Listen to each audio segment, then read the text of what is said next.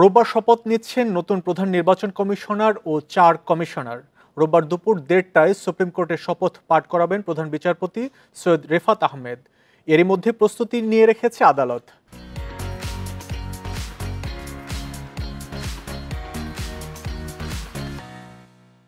এর আগে বৃহস্পতিবার অবসরপ্রাপ্ত সচিব এএমএম নাসির উদ্দিনকে প্রধান নির্বাচন কমিশনার হিসেবে নিয়োগ দেওয়া হয়।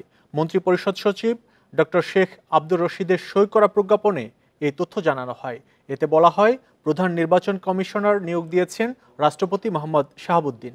এছাড়া আরেক প্রজ্ঞাপনে 4 জন নির্বাচন কমিশনার নিয়োগের বিষয়টিও জানানো হয়। নতুন কমিশনাররা হলেন সাবেক অতিরিক্ত সচিব মোহাম্মদ আনোয়ারুল ইসলাম সরকার, সাবেক জেলা ও দায়রা জজ আব্দুর রহমানেল মাসুদ, সাবেক যুগ্ম সচিব বেগম তাহমিদ আহমেদ এবং অবসরপ্রাপ্ত ব্রিগেডিয়ার জেনারেল আবুল ফজল মোহাম্মদ সানাউল্লাহ।